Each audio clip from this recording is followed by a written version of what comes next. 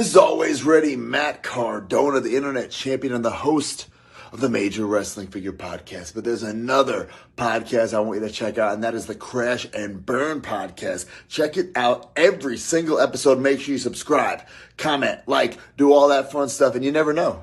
Maybe one day you'll see the Crash and Burn Podcast take on the Major Wrestling Figure Podcast in the middle of the ring. And you know who's going to win? Me. Because you guys, you're not always ready. Crash and Burn!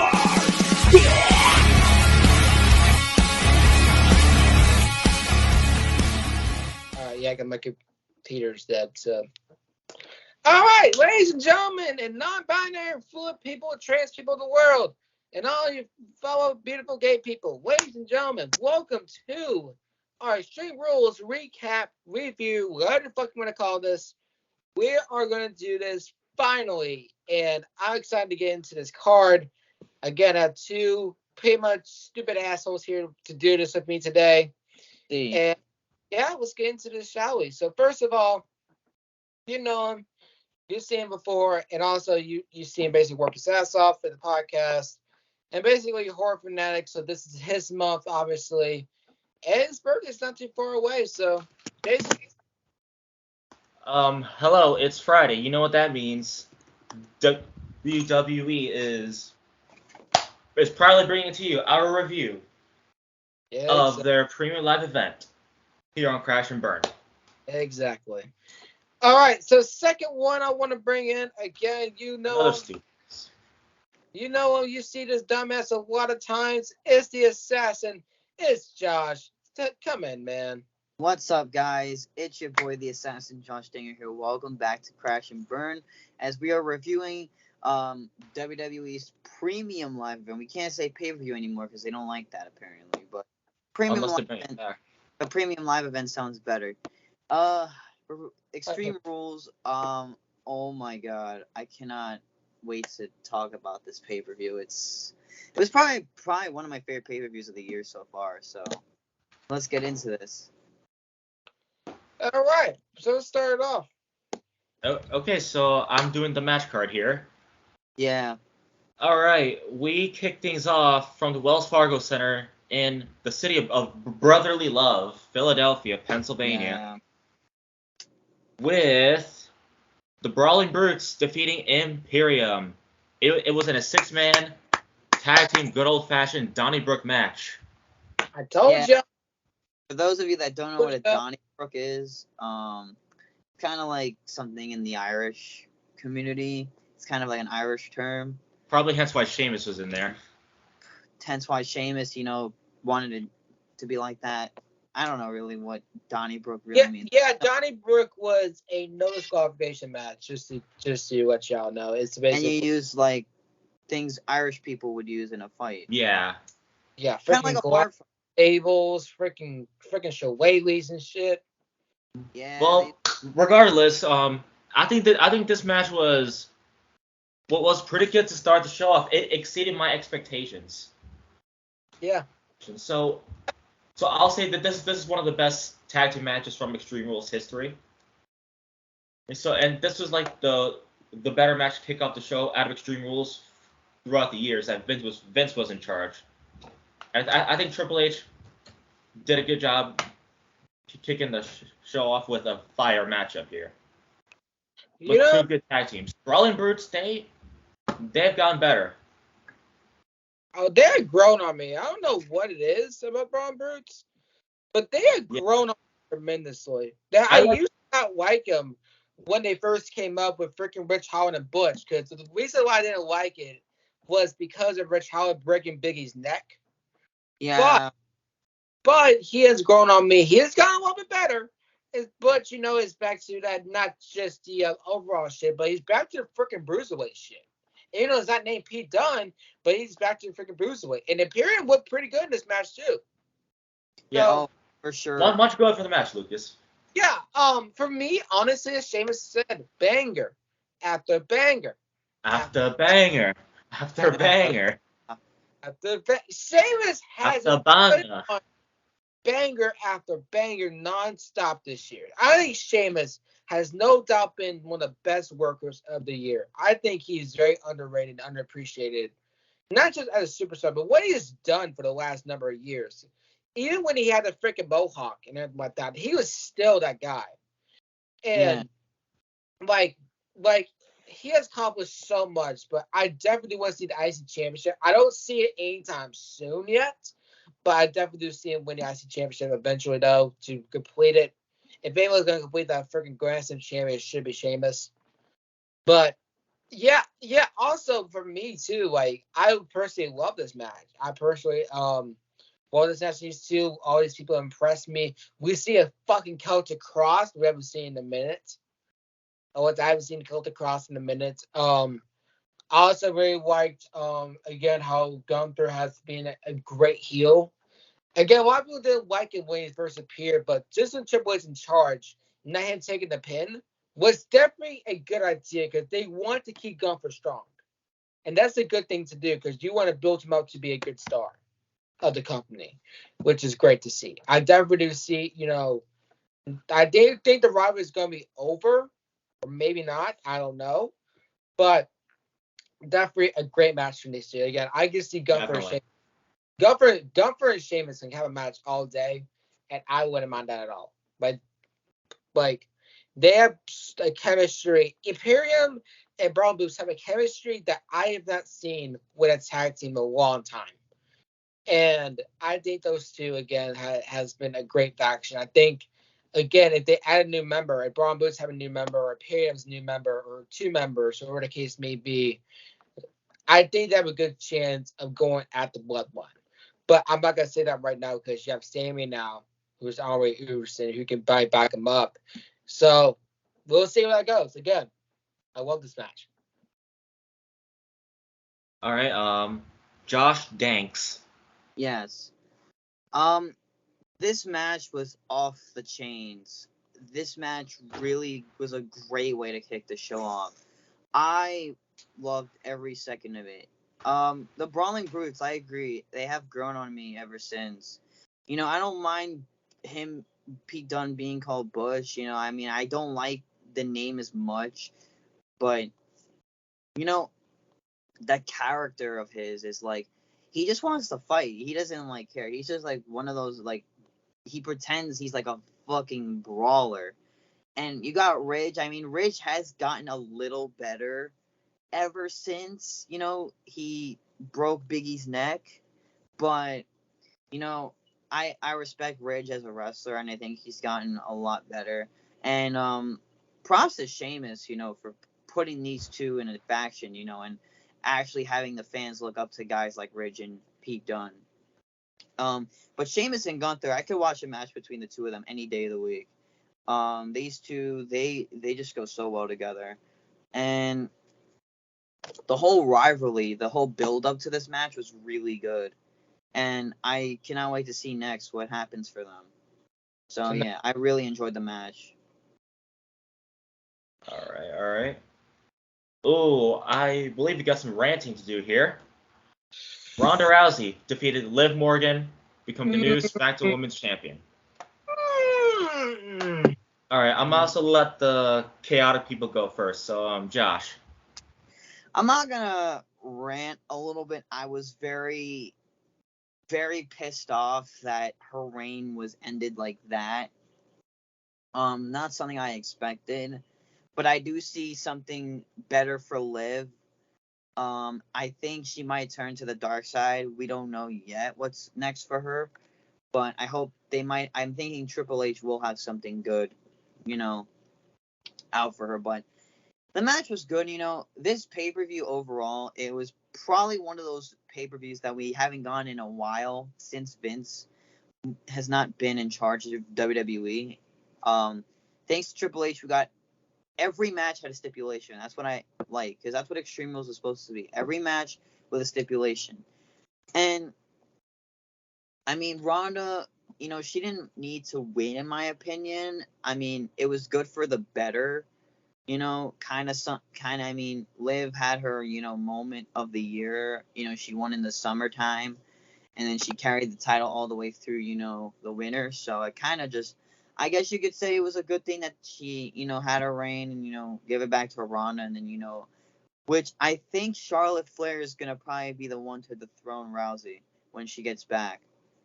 I think it could be Shayna, but that's me. I would love to see Shayna Baszler. I mean, that would be something I would like to see, but it was a decent match. I'm not going to, go say it was, not go crazy. Say, oh, Liv should have won this. But, I mean, it was a good match. I'm not going to complain because, when Vince was around, people complained. But with Triple H around, one small mistake can't hurt nobody. Yeah. But still, I would have liked to seen Liv retain. Yeah. Lucas, you go ahead. Yeah, I think a lot of people are overreacting to this, my personal opinion. I think, again, you saw Liv Morgan at the end of the match, but she was smiling about it, like she didn't care. So I really think, again, this can go anyway. She can join the Judgment Day. She can join, the White Six, and that spoiler word again, White Six, the fucking thing now. Yeah, I think again the match again could have been a lot better. Really, y'all? You started without me? I was about to come on. Oh, you Oh. Okay, AJ, you didn't say nothing with my family. Damn it! You didn't say nothing to us, okay? Push your phone.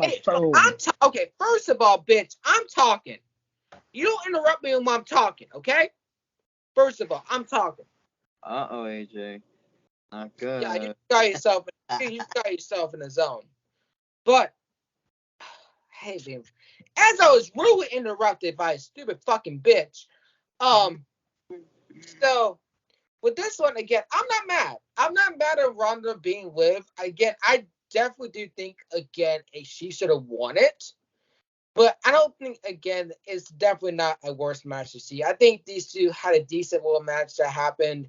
Some botches here and then, just a little bit sloppy, but it wasn't half bad. I think there's some good spots in there here and then.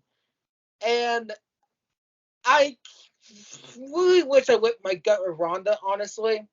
Because I'm going to be real enough. Liv didn't really have the reign that we didn't thought she was going to be.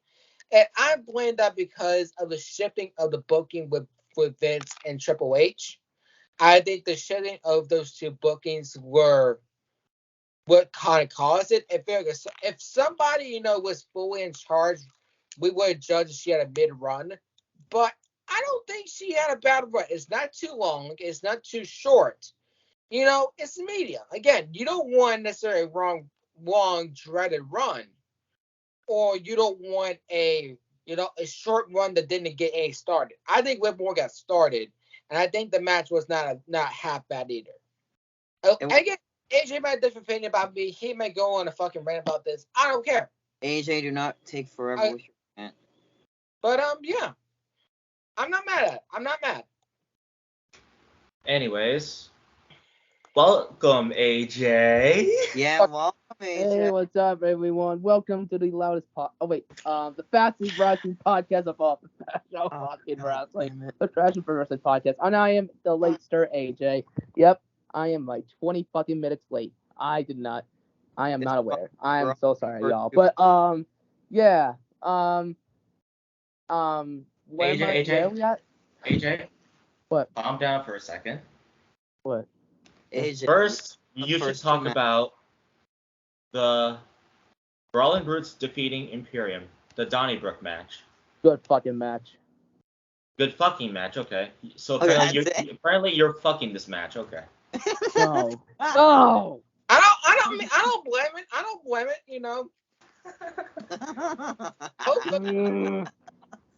Bitch. Anyways, talk about Ronda Rousey defeating Liv Morgan. I mean, after what I just heard Lucas said, I have to agree with him because Liv Morgan's reign was kind of overshadowed a little bit. Because Ronda and Shayna getting into her business, like ever since that defense against Shayna at Clash at the Castle, I don't know, man. I feel like Ronda Rousey just overshadowed her, and pretty much everyone turned on her, bruh. Like, wow. I don't get it with these fans, man. Like, they want someone to be champion, and then, like, probably, like, 6 months later, they turn on them. For real. Yeah. Like, why? Why? This is what you Same want. thing with Seth Rollins when he won back the title. Same thing with Kofi Kingston as well. Yeah. He lost it in 5 seconds to Brock Lesnar. That was stupid. Well, Stupid. the match overall, it was kind of weak. Like, kind of weak. Weak Extreme Rules match, to be honest. But as much as I can't stand Ronda Rousey right now, this could be good for business, but I hope she loses the title very soon to fucking Shayna Baszler. Please. I want Shayna to be champion again. Anyways, so we're going to the third match now, right? Yeah, it's So for Also, I'm very sorry for interrupting Lucas earlier. I wasn't aware. Lucas Sorry is about just that. being a character. you cool. He'll be Alright. alright. this match, Anyways. I didn't agree with the result, but I guess it's good for business. Yeah. And Yeah. Josh, you already went right? Yeah. Yeah. Why? Okay. All right. Wait, what? There we Oh, go. Damn, AJ. There was something bothering me. Sorry about that. So, anyways, let's get to this next match. Karrion Kross defeats Drew McIntyre. This is a strap match. I'm a G. Oh yes. I'm a fucking G. The match was solid. I mean, it's not that bad. It's not my favorite, but it's okay. Luke Skywalker. God. I mean, when I first saw, okay, wait to tell you though, when I first saw Scar, you saw my reaction. I was like, soft her up with a biscuit. But that's all I was like. I don't care what anyone says. Scarlett is a fine ass woman. I don't care what anyone says. Yeah, I have to agree on that, Luke. So again, the entrance again was cool again. I expected Cross to win because again, they want to make Cross a threat to Roman, which again, Roman is a different level than Drew and Cross. And, you know, it's a more of different. I'm gonna meet you, AJ, because you're making a little bit ruckus. But yeah, I think the match again was not bad at all. I definitely do think again why people say, oh, why not the match is not like brutal and wrong. There's other matches of the show that is going to take like almost an hour to get it done. For example, Edge and Finn Balor have almost a 30-minute I Quit match. So it was going to take a bit of time off the clock. I think with a little bit more time, I think it would get a lot going. I didn't really like the finish, my personal opinion, with Scar getting involved. But I definitely do think it's a factor to play in. Because again, Cross is not alone. And that's the thing too. Cross is not alone. He's not. That's Scar now. So again, I don't know what Cross is going to do. Is he going to be with freaking White 6? Is he going to be, alone with Scarlett? I don't know what he's going to do necessarily. But what I do think, though, what's going to happen, though, is that he's going to get a push. I think he's 100% going to get a push like that. Because if you beat Drew like that, you're definitely going to have a heel push, just like that again. Because, like I said before, they want to make Cross, as I said, predictions, make Cross look like a threat to Roman. Cross wants a title. Everyone wants to go after Roman. So, once again, as I said before, they can do something with that. So, hopefully again, some shit happens. Hopefully. All right. Thanks. You go ahead. Alright. So I agree with Lucas. They could have had a little more time. Than Edge and Finn Balor had a 30-minute I Quit match, which we would get into later on. But it was a solid match. But I love Cross right now. I think he's in the best. He's on SmackDown, which is a good fit for him. I think he's in like the best time of his career. Since coming back to WWE. And it was, the thing, I always loved Cross since Impact. And the one thing I love about him is, he could do anything. Like, he can be like this scary looking 6'5" looking guy, and he could like be in any match. And like when he got released, it really pissed me off because I'm like, he could have been a future champion, and he could have been he could have been a big star on the main roster when he was there. But no, they had him lose to Jeff Hardy in his first match. They had him lose to certain people, and then they switched his gimmick around, and things just didn't. And then you see him go on the indie scene, him growing his hair out and stuff like that, and you see him do better things. And then Triple H was like, oh, man, I like this guy. Why didn't my father-in-law release him? Like, I like this guy. He was good talent in NXT for me, and I really want to do big things with him on the main roster. But him in a rivalry with one of the top guys in the company, that being Drew McIntyre, was just the right direction to go. I mean, I like how when he just came back out of nowhere, like when Triple H first took over the company, and Karrion Kross just shows up out of nowhere on SmackDown and beats the hell out of McIntyre. And I just like how it was built from that moment on, and how it led up to Extreme Rules. And but the match could have had a little more to it, instead of like Scarlett getting involved, blowing that fireball in Drew's face. No, it was pepper spray, as I say. Oh, it's pepper spray? Yeah. Oof, that shit burns. But yeah, I like the match overall, but it could have had a little more time to it. Yeah, I can understand that completely. It was definitely a hard-hitting match. That when you get hit with a freaking belt or a strap, dude, it fucking hurts. It does. You feel the pain. It fucking hurts like a bitch. I did it to myself before. I got whooping before my wife. All of us got fucking whoopings before. So, I mean, it hurts like a fucking bitch. It hurts like a bitch when you get whooped. Yeah, I haven't got whooped once in my life, so. I got whooped a lot of times, man. I used to be a bad child. Thankfully, I never experienced it, but I did whip myself a couple of times. Yeah, they do hurt, to be honest. They do fucking hurt, y'all. Yeah. Yeah, over the belt, man. Oof. All right, AJ, what you got? AJ. Okay. All right, Cross and McIntyre. Okay, this one I kind of didn't like as well, because I feel like this match would be better if the booking was hyped up a little bit more. Like, maybe Karrion Kross act like a cynical, sadistic SOB, and maybe get personal with Drew McIntyre at least. And then, like, have him escape a few times with McIntyre. But he did that, but I don't know. This feud could have been more, to be honest. Because this is two big guys. These are, like, two big guys. Like, 6'5" combined. Like, because when I met this man, Karrion Kross, he was tall as fuck. Like, He's 6'5". I was almost up to his height, for real. Seriously. I could be wrong.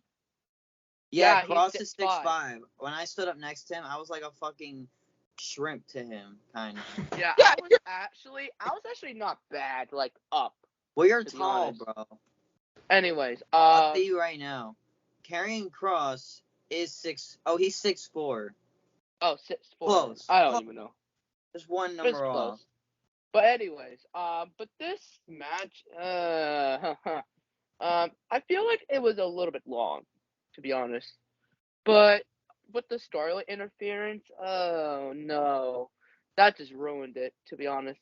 But overall, this match was solid. It was solid. It was a decent scrap, as I say. It was a decent scrap. Yeah, I feel like Jeff Hardy and Umaga battle at the strap match was a lot better. Go CM Punk and Umaga, not Jeff Hardy. Oh, CM Punk and Umaga. God fucking damn it. Not Jeff Hardy. Jeff Hardy fought Umaga in a Falls Count Anywhere match. Oh! And that's when he did the Swanton bomb off the truck. And he did that fucking rail thing. Or whatever the fuck that thing was. And then I think he landed on, like, the concrete. I am the D-U-M-B and A-S-S. Yes, you are. All right. What's See. next match, Jason? All right, so we all went here, and let's move on to the ladder match for the Raw Women's Championship. Oh no. Bianca Belair defeated Bayley. I was wrong about this. Bullshit, bro. Literally All right, bullshit. let's get the chaotic people out of the way first. AJ, you go ahead. How about you, Wade? Okay. First of all, this was bullshit, man. The match absolutely sucked. Like, it was not even a ladder match. Didn't like have the feeling of Shawn Michaels versus Razor Ramon at WrestleMania. Like, for real. There was so many botches in this. I don't know. Oh man, I couldn't even get behind it, to be honest.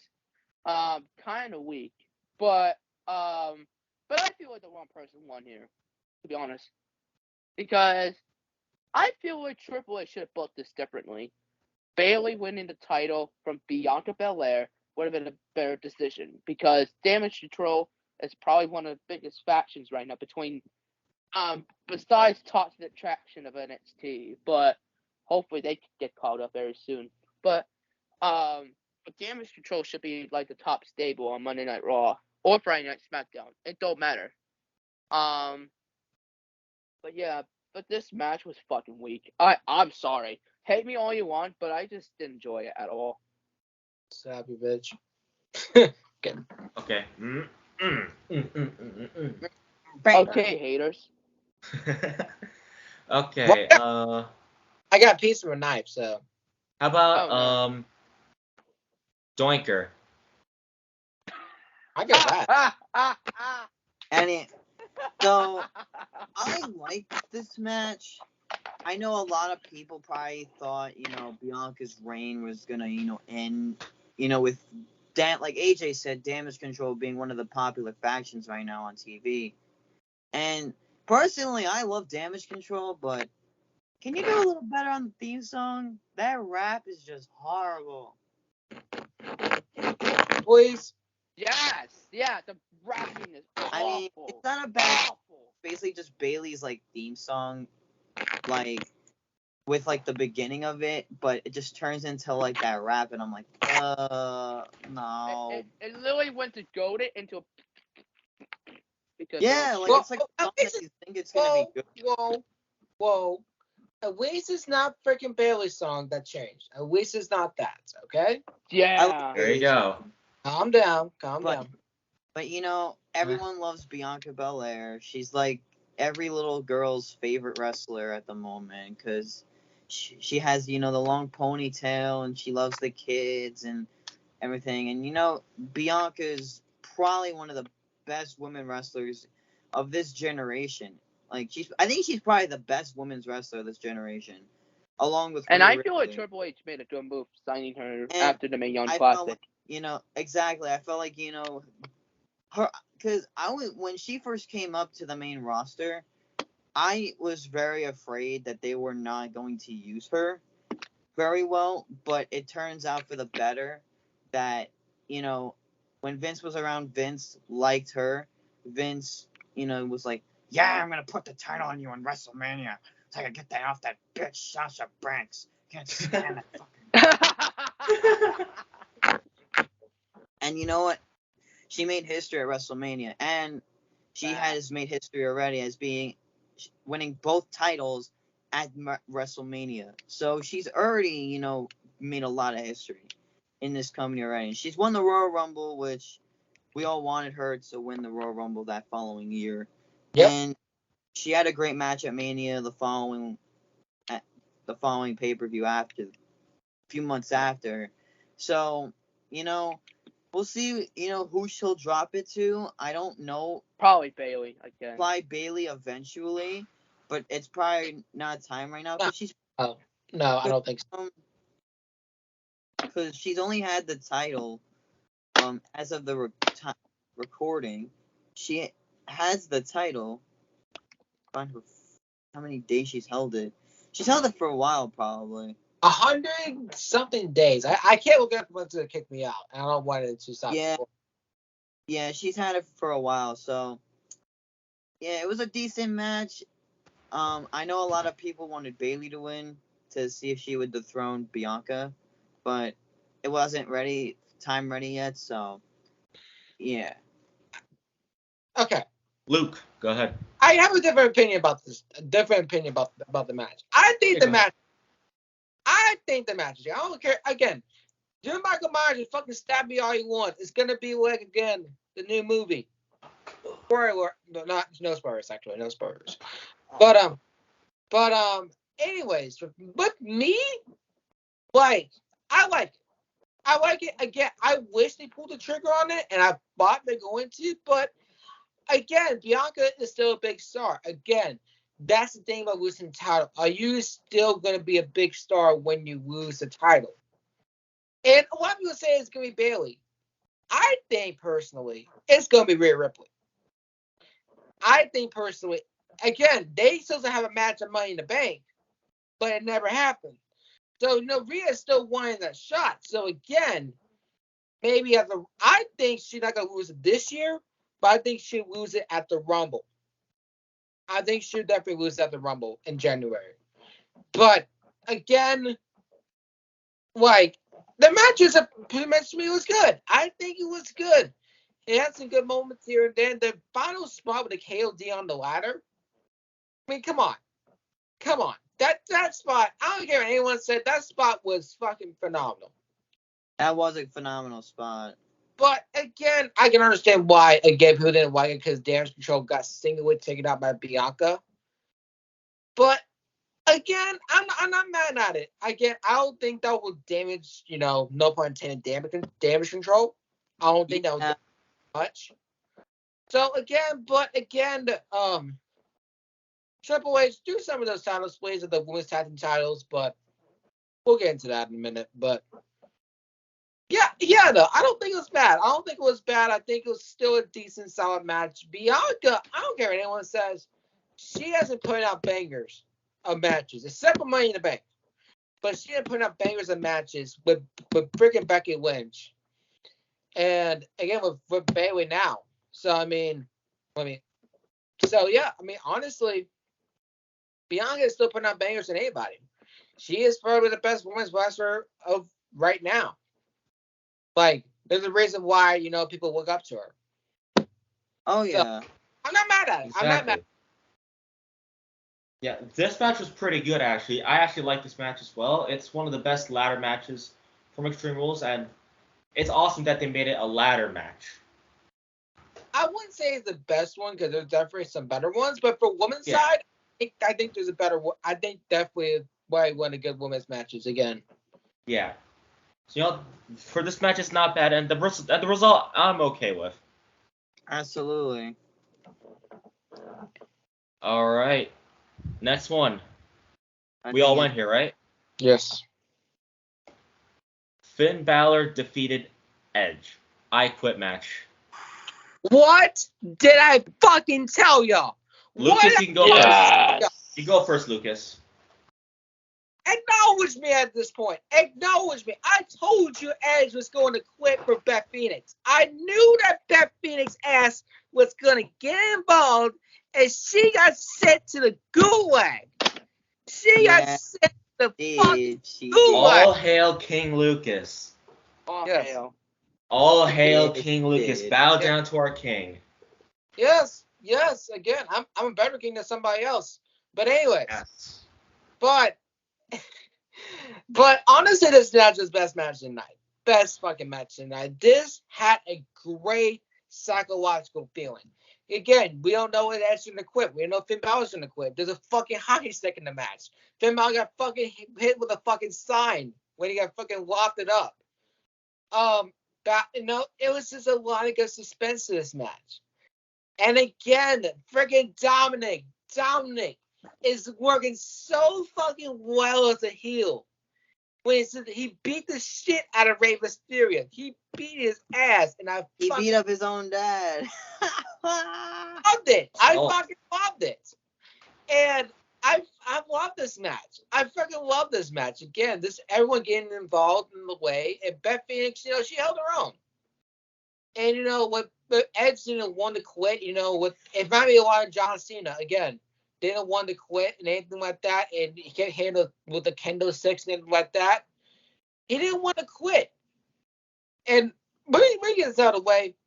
Think about what mask was he fucking wearing? What the Kanye wearing? What the Wearing Kanye? the Kanye West looking hell. That mask was weird. The freaking Kanye West looking ass.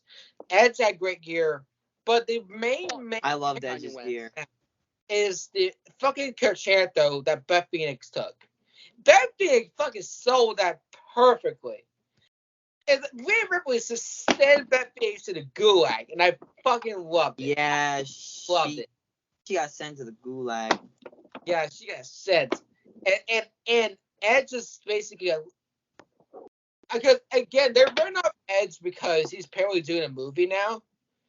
So doing a show for Disney Plus called it's based on the book Percy Jackson. Oh, Percy Jackson, yeah, they're doing that. So as a good way to write Edge off, Finn Balor is getting the push that I said that was going to happen. And again, what's going to be next for them? I know Dominic's going to face Rey eventually. I don't know if it's going to be Survivor Series, WrestleMania, Royal Rumble. I don't know which one to be. I would love for WrestleMania, to be honest with you. Again, it's a big match feel for them because they're going to eventually build that up because Rey did not want to hit his son. He did not want to put his hand on his son. It reminds me a lot of Taker and Kane went at it at 1998 when they went to put his hands on his brother. Which, again, I think is a great way to, best match of the night, great psychological, hard-hitting match, best match of the night. This could be a 5-star match. I don't care what anyone says. Yeah. Right winner, too. Thank God Finn Balor and Judgment Day got a win because as of recently, they've been taking L's in pay-per-views. They've been taking L's. So, thank God. That's all I'm going to say. And I feel like ever since Triple H took over, I think the Judgment Day has been saved. Yeah. The Judgment Day, when Vince was around, when Edge was kicked out, it did not. They were boring. They were pretty much boring, and they didn't get anywhere. But ever since Triple H was in charge and Dominic joined, they fucking Rhea Dominic. Joining, yeah. Dominic. Okay, I don't care. Anyone says Dominic is a hot motherfucker. I don't care. Anyone says Dominic, you're fucking hot. I love you. And with you and Rhea Ripley, it gives me freaking omnisexual / bi-panic over here in this shit. So, shout to. So, yeah, I'm gay for Dominic, y'all. I don't care anyone. I'm gay for Judgment Day. Come on. I'm gay. Damian Priest is good looking too, and Finn Balor too. All right. Josh or AJ, let's go. I'll go. Yeah. Josh, you go ahead. Probably my favorite match of the night, besides the first match. I fucking love the storyline between Edge and Finn Balor, where it started, until this match. I was really looking forward to seeing where this match would go, because we haven't seen an I Quit match in a while, and we haven't seen since Roman and Jay, I think. Yeah, yeah. But here's one cool thing about the match that I did not know. So 2 friends of mine went to Extreme Rules in Philly. They attended the show live. And one of my friends said to me, they were on TV. And my friend posted on her Facebook, it was when they were fighting in the crowd. And it was near, the entrance where you walk in, kind of. They fight by the walkways sometimes. So, yeah. My friends were on TV, which was during that match, which was great to see. So, but yeah, I loved every second of it. It was probably one of the greatest I Quit matches I ever seen, and probably one of the greatest matches Edge has done of the 2020s year, because he's not really doing many matches, and he's retiring as of next year, so. And he wants to go out on his own way. And I kind of like where they went with this. I kind of like how they went the opposite route of having Balor in, because I love Judgment Day. I think Judgment Day with Balor, Priest, Ripley, and Dominic is just fucking amazing. And I mean, they're using Dominic so well. Like they're making him him as a heel. I think is just freaking amazing. Like, I mean, I know a lot of people were shocked at first. They're like, "Oh, why did he turn on his dad?" And then he goes from turning on his dad to beating the actual shit out of his dad. And Yeah, you know Rhea Ripley's been doing to Dominic now. We all know what she's been doing to Dominic. Yeah. So I just love how, Beth Phoenix, she got, knocked out by the Brass Knuckles, and then she took that nasty chair shot to the gulag. Jesus. She went to the Moondocks. So Yeah. Oh, rest in peace, Beth Phoenix. But yeah, Edge quit to save his wife because he didn't want to, see her, because she's just lying there unconscious, face down on the chair, like not even moving a single muscle. And I am just saying, don't hit her, please. But they wanted Edge to quit, but that's like how well they played it out. And Finn Balor, but one thing I'm gonna say about Finn Balor, I like his heel. I like where they're going with his heel character. I'm really liking how, they're not really making him a baby face that people are gonna like. I mean, him as a heel, he's done it before in New Japan when he was the leader of the Bullet Club. And he's used to being a bad guy, but in WWE he was always like the guy that girls always liked, and he always had a smile on his face, happy Finn Balor. And Finn would always get, his ass kicked, and always, if you put a title on Finn Balor, he would always lose it in like 5 days. He would lose it in 5 seconds. Like when he won the IC title, he lost it to Nakamura at Extreme Rules. Or whatever pay-per-view it was. Yeah, it was Extreme Rules. It was Extreme Rules. And then, he won the US title this year before he joined Judgment, but lost that to somebody. He lost it to Priest. No. Yeah, he lost. No, wait, he lost it to Fury. Yeah, he lost it to Theory, yeah. But yeah, it was such a good match, and I really enjoyed it. It was probably my favorite match of the night besides the Donnybrook match, but yeah, it was. I hope Edge, he comes back after he's done filming that show for Disney Plus to see where they have, what they have for him next. And it's just the beginning for the Judgment Day. Yeah. Again, I don't know what they're gonna do for Survivor Series. They're gonna have a new rivalry with it. I know AJ Styles, they might have a rivalry now. Dominic's doing his own thing. So I mean, hey, what are you gonna do? And plus, Rhea Ripley, everyone kept asking her, "Oh, like who's the one like women's superstar you want to work with?" Her one answer was Beth Phoenix. Hopefully, hopefully a Survivor Series. Yeah, a match between Rhea and Beth Phoenix. Yeah, I'm going to get them eventually. Because Beth Phoenix can still go. She can still go. Yeah. Beth Phoenix, like, as of right now, she's only 41 years old. Yeah. AJ, what you got? AJ, go ahead. Alan. Give me Alan. All right. So this match, man, probably the best match of the night in this pay-per-view for real. This match was solid.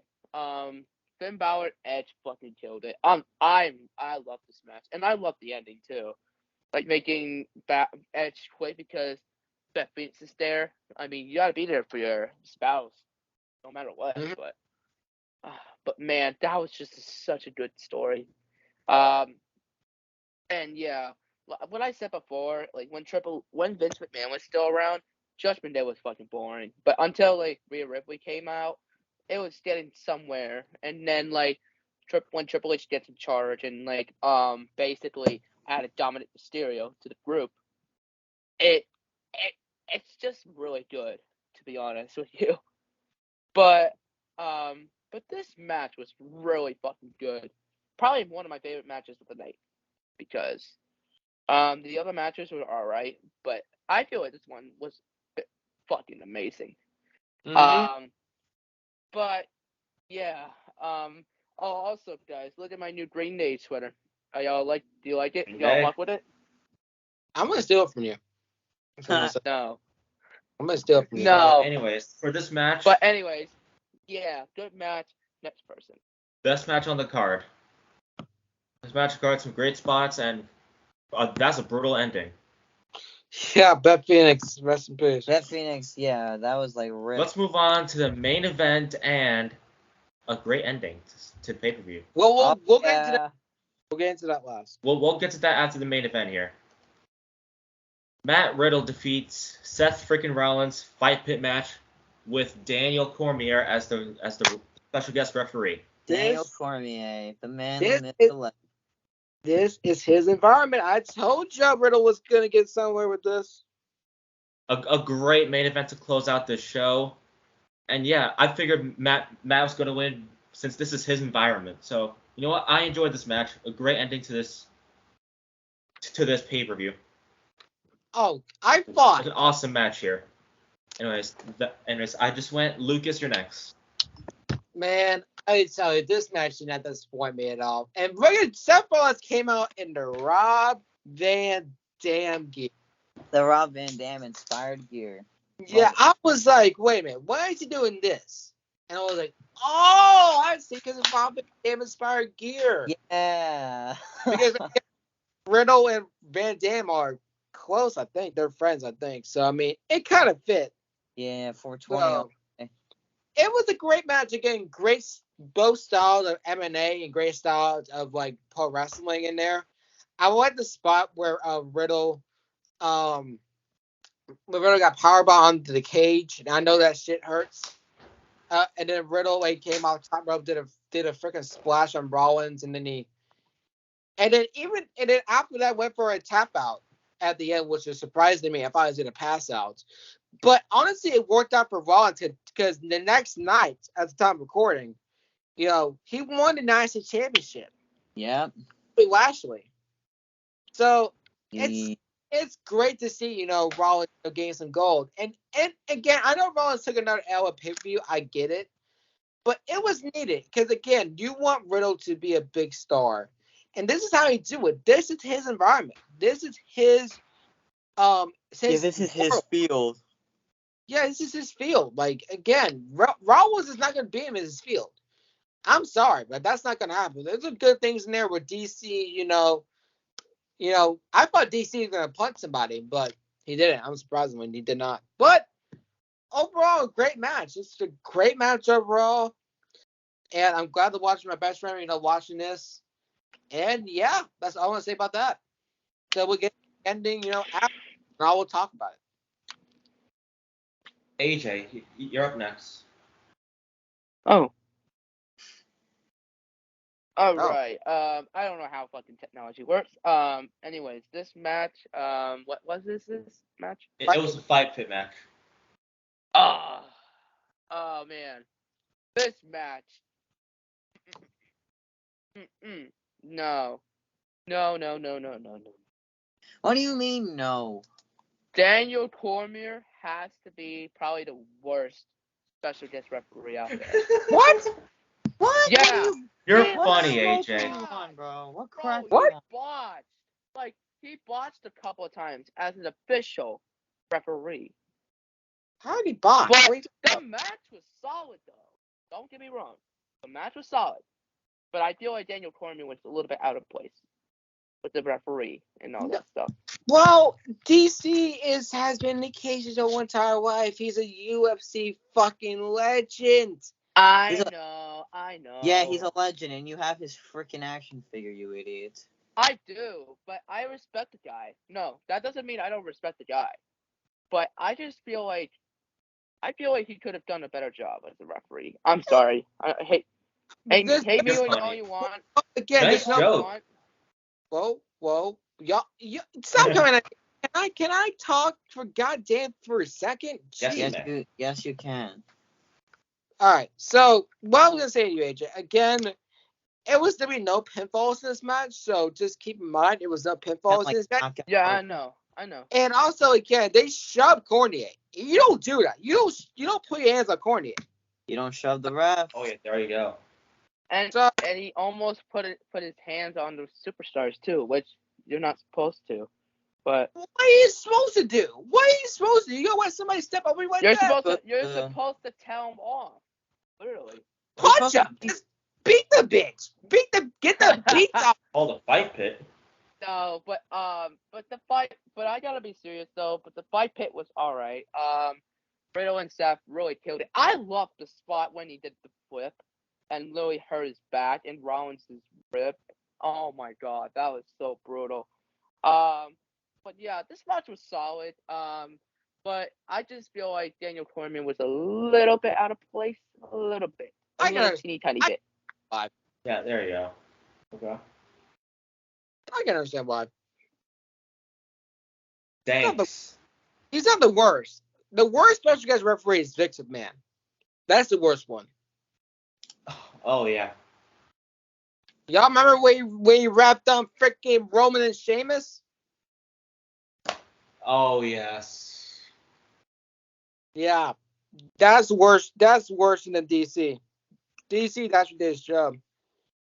And DC knows like his own like field, so he knows what he was pretty much doing. So, yeah. Again, I understand. I understand your done.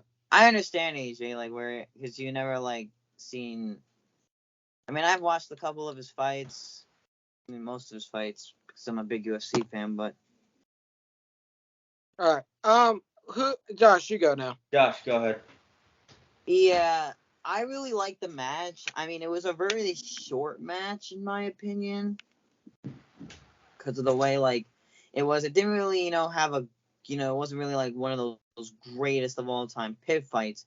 But yeah, this was Riddle's field. This was this was his yard. He's done this before in NXT when he was in NXT, and this was his field, so he kind of knew what he was doing. But Rollins, like Lucas said at the time of recording, he did win the U.S. title the following night, on Raw by defeating Bobby Lashley, who was injured by Brock.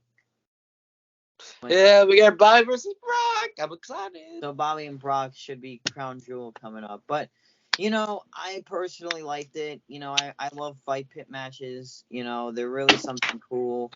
It kind of reminds me of a UFC fight, except with just wrestlers involved.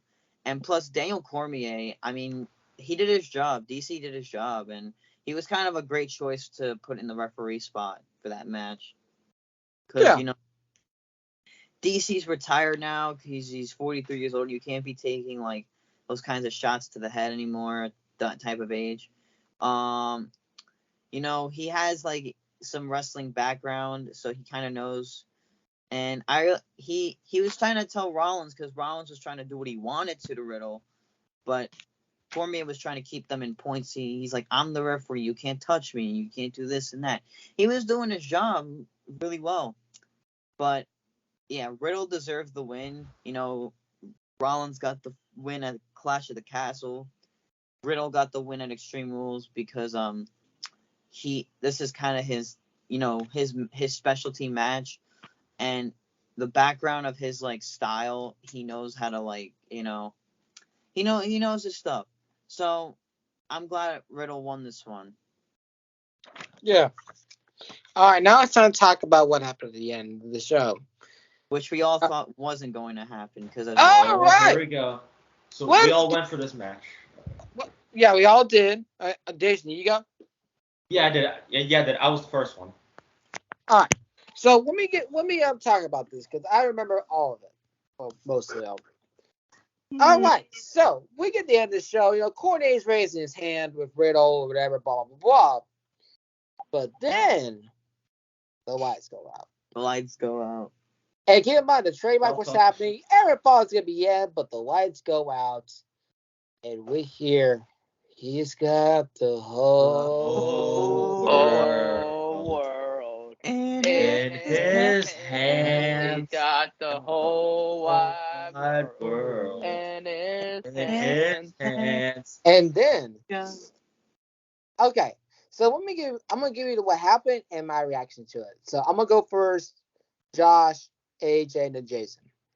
All right. So just help me out with that. So then after that, we get the whole Firefly Funhouse come to life. Yeah, like, You have freaking Husky the Pig.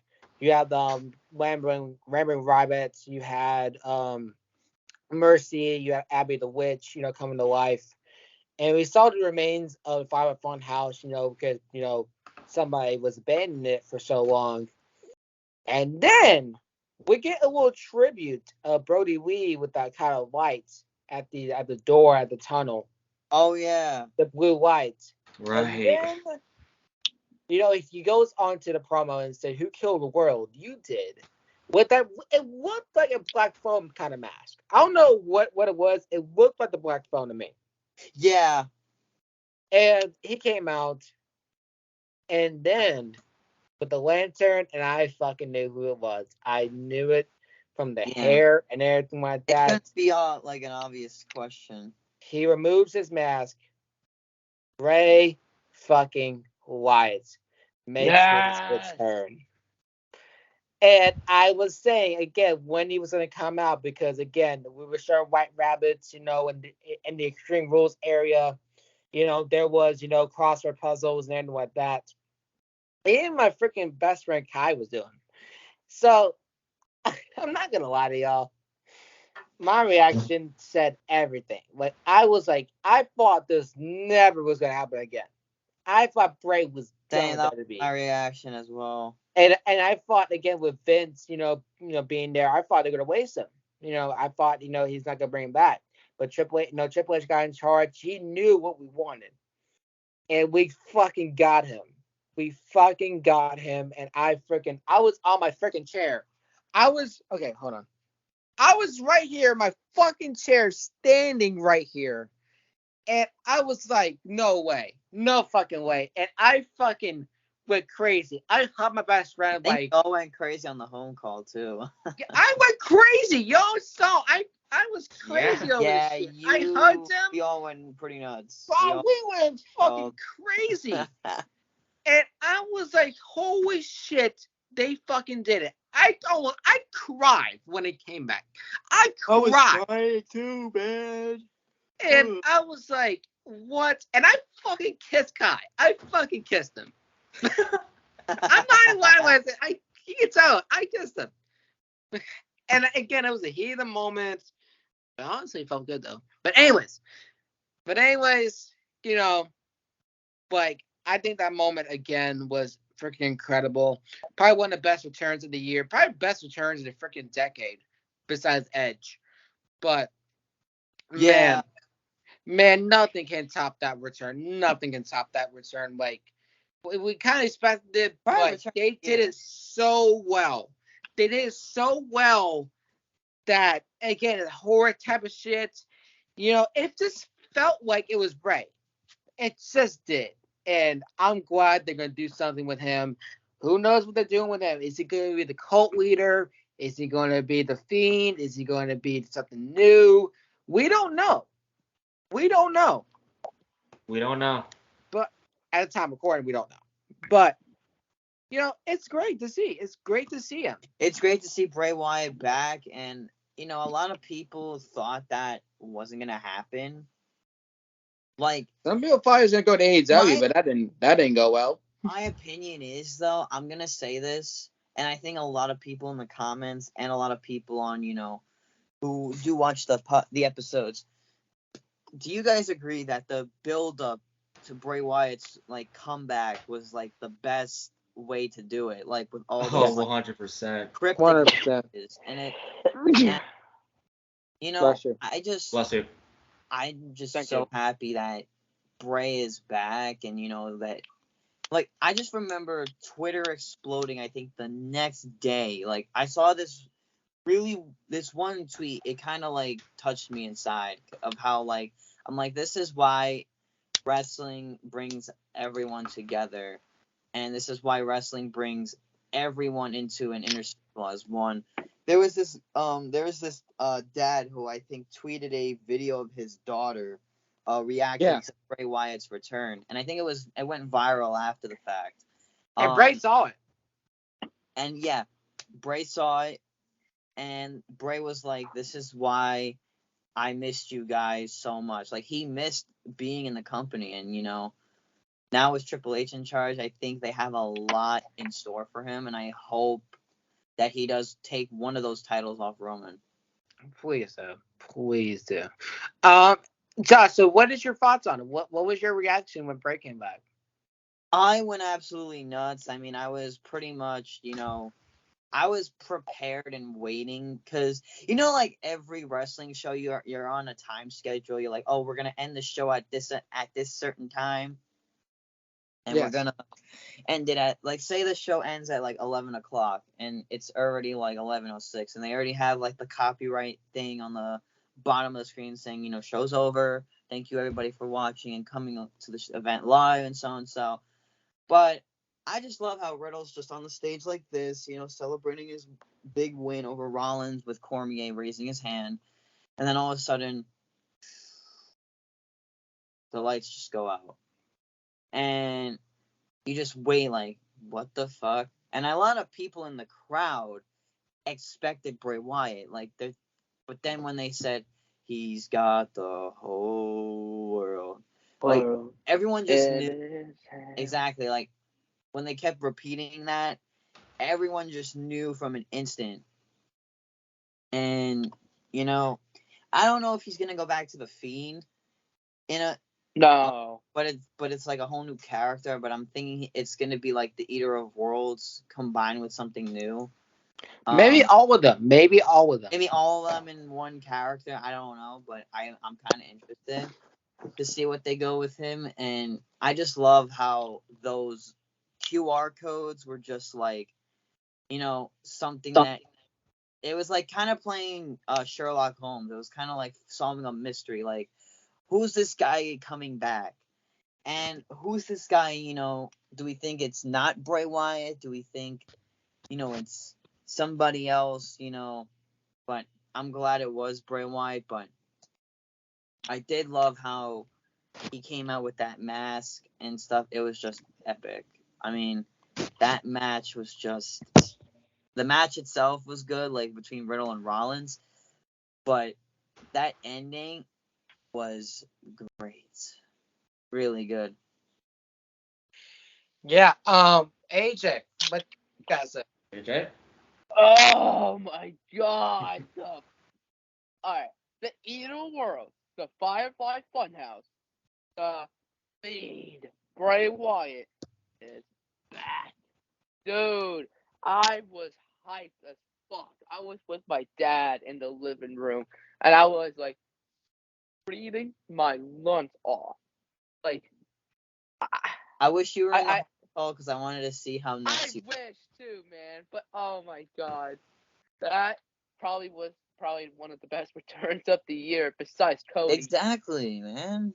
What are you talking about? Man. I don't know what's gonna be next for him. I don't know what's gonna happen on SmackDown after this recording. As you can see on my TV, SmackDown's not even on because it's like 10 minutes before SmackDown. But I just want to know what's gonna happen to him because and I feel like that and I think he's gonna do something with the Wyatt Six that he's been teasing. That's something I'm a lot. So. Yeah, the Wyatt Six. Yeah, and there could be like 500 members. Gonna be cool. A little faction I see, but I feel like WWE has a lot of factions now, like with the Judgment Day, like Del Fantasma, the New Day, who else? Shit. Oh, the Bloodline. Yeah, like out of Bloodline. that was a good one too. Britt, Jensen, and Henley. Yeah, that's fucking 5, bro. That's too much. Literally too much. Well, But I am gonna say this right now. I got good news about another NXT star coming up to the main roster.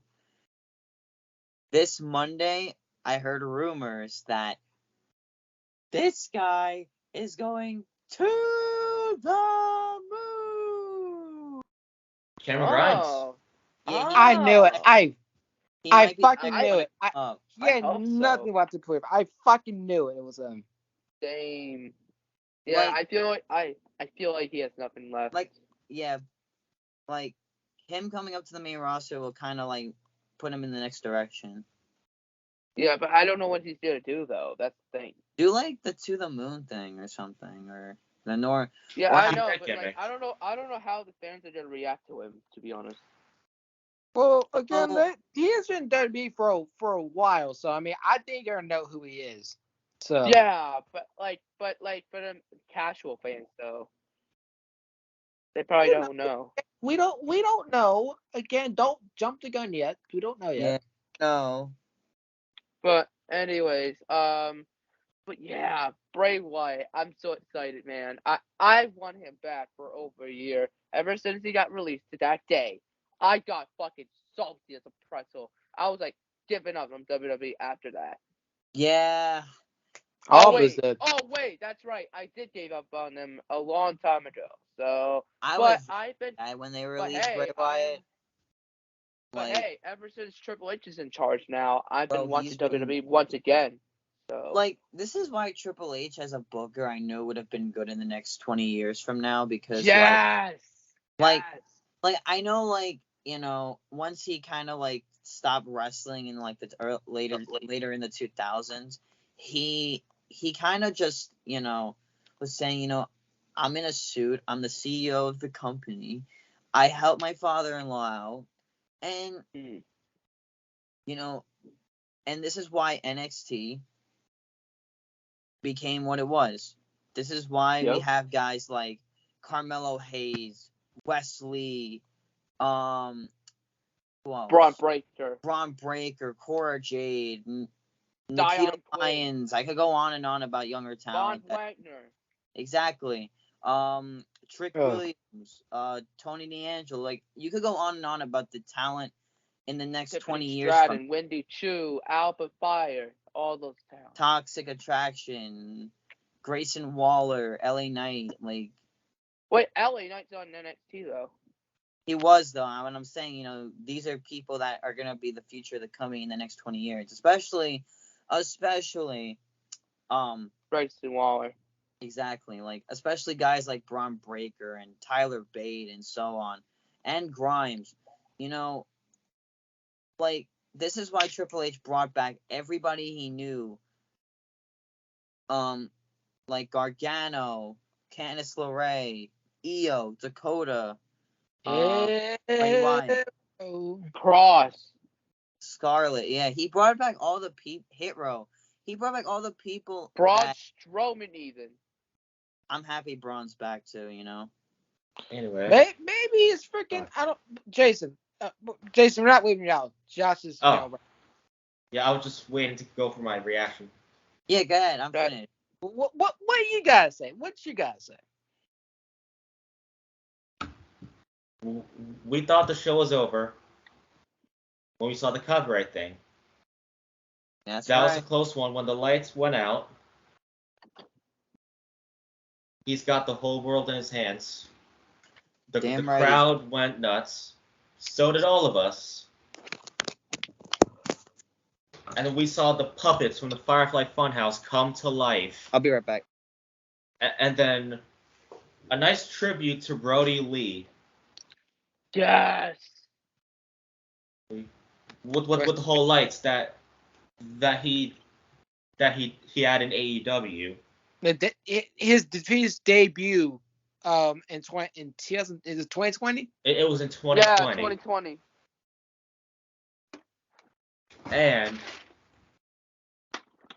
the door was open. We saw the lantern. Out he comes. Yeah, with the Black Phone inspired mask. Wow. He says, "We're here." Yeah, he said, "I'm here," or something like that. I think he said, "Let me in." And then the show's over from there. That was a great return. Yeah. You were shocked too. I saw it. You were shocked too. Yeah, Jason, I saw your face. You had the most shocked look on your face. Well, there we go. I really liked that was Bray Wyatt. That like Brody Lee, one of the most shocking deaths I've ever like heard in the wrestling world. Like that was just unexpectedly, one of the worst. Probably like the most one that hit me the most because I grew up with Brody when he was in WWE and all that stuff, but it was like it hit close to home as a wrestling fan for everybody because Brody like was such a good human being. He was such a good father to his kids, good family man, and one of the greatest wrestlers. And AEW really treated him like family, and they really were gonna make him a star, but his health really took a lot on him, and it really like just you didn't know he was ill, and then when he died, everyone didn't know the whole like the cause of his like passing, but no one expected it at all. but a lot of like the wrestlers that were close with Brody Lee, they were all shocked by hearing hearing him, he's saying, oh, bro, he's gone. And, like, Bray's one of those people that, Bray was one of those people that was very close with Brody, and along with Eric Rowan, and a lot of the Wyatt guys, and Big E was close with Brody, and a lot of other people from WWE and AEW.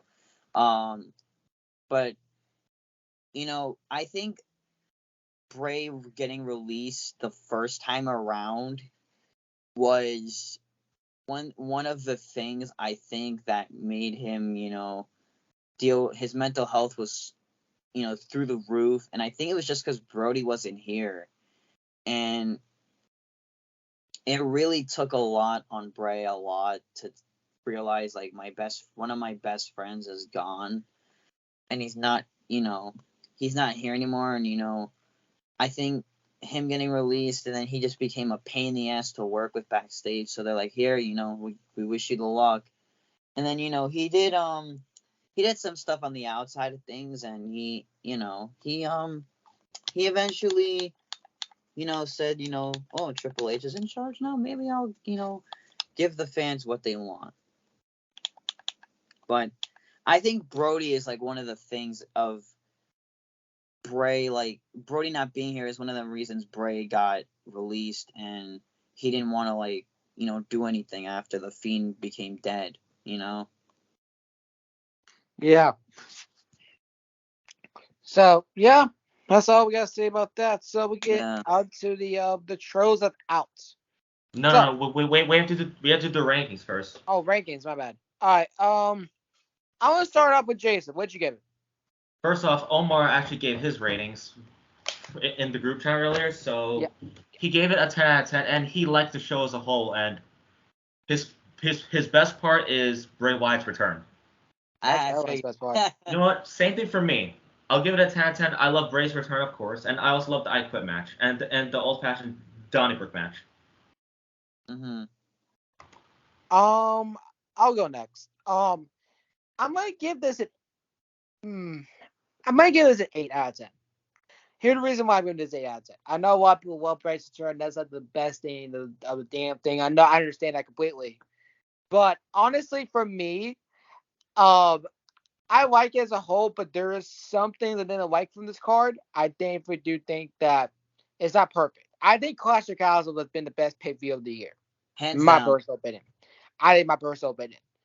But I still think it's not a bad card, though. It's not a bad card at all. I definitely do think there's some great moments in here and then. So I'm not mad at it. And it's definitely a great showing from all these two. Triple H has been very consistent, and that's what I love. Because usually with WWE, it usually is hit or miss. But Triple H has just been hits recently, and that's what I fucking love. So yeah, that's all I'm gonna say about that. Let's go to Josh. Yeah, I'm going to give this a 9 out of 10. I really liked it. I'm not gonna say it was the greatest. There were some things that not really like pissed me off, but I didn't really care for Rana defeating Liv, but I said it was in a good way as well. But yeah, the show was great as a whole. I mean, honestly, what can you go wrong with Bray Wyatt's return. My favorite moments of the night were probably the Donnybrook match. That was a really good match. That really, I was on the edge of my seat during that. I was even out with a friend of mine watching it. And secondly, Edge and Balor was probably a dream match that I've been waiting to see for years. And I have been waiting a long time to see Edge face a lot of these guys. Like, I had a vision of, like, Edge and AJ Styles having a match, or Edge and Rollins having a match. And Balor was one of those guys I wanted to see Edge go one-on-one with, and we finally got it. So I personally enjoyed the show as a whole. It's just that the ladder match and it was the two women's matches for me that really didn't grasp me a lot, to say it was good or not. But I'm not saying it was bad because, Triple H, always likes to impress me. He shout out Triple H. And, yeah, it was such a great show. I really enjoyed it. Yeah. But AJ, what you got? But I agree. Clash at the Castle was pay-per-view of the year.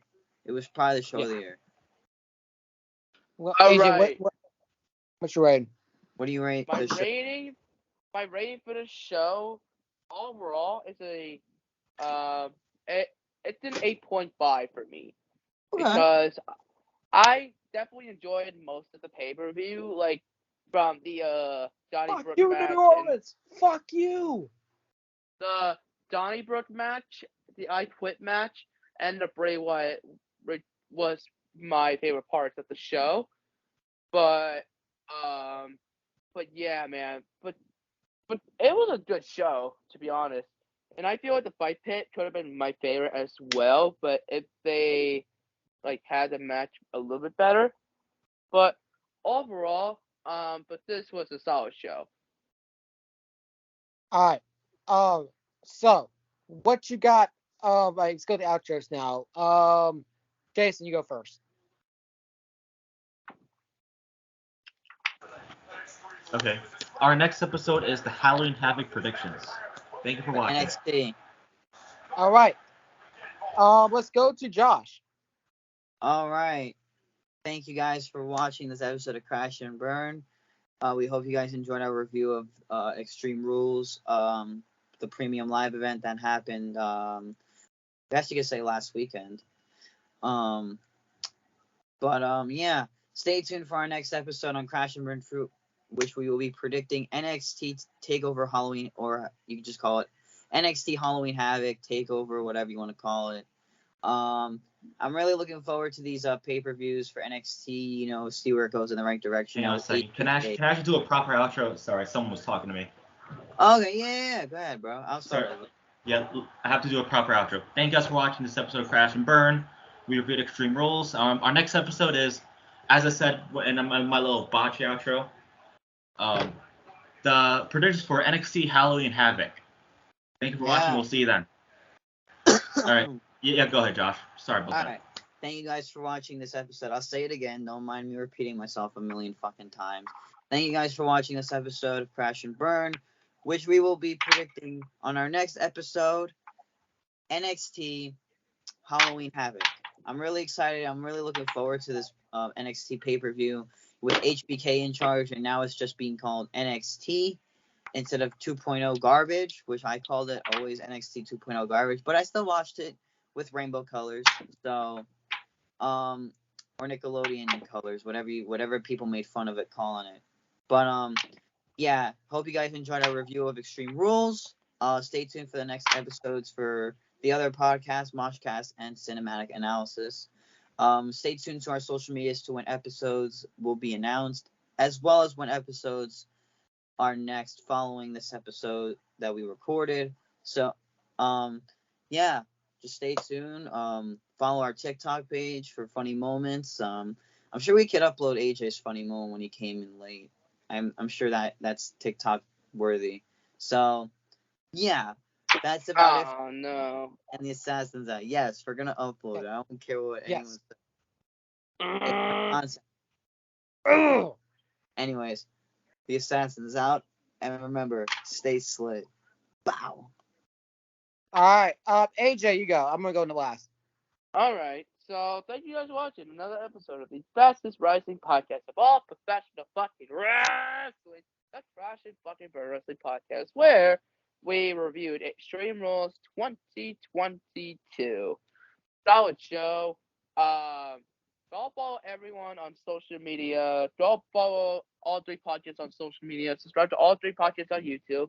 And go to follow our TikTok page at Crash_Martial Analysis. And thank you guys for watching, and I'm out. Let's wrestle, motherfuckers. Actually, let's watch wrestling right now. All right. So Or now they it's me. just Now enjoy. it's me.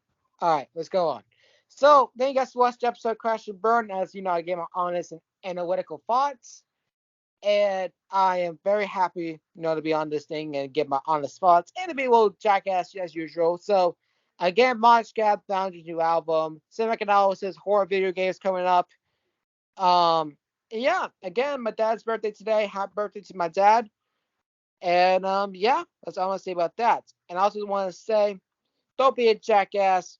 That's all I'm gonna say about that. It's not an insult. It's just a fact of life. Yeah. So now that's Jason, that's AJ, and that's Josh. We will see you for Halloween Havoc NXT. Crash and burn!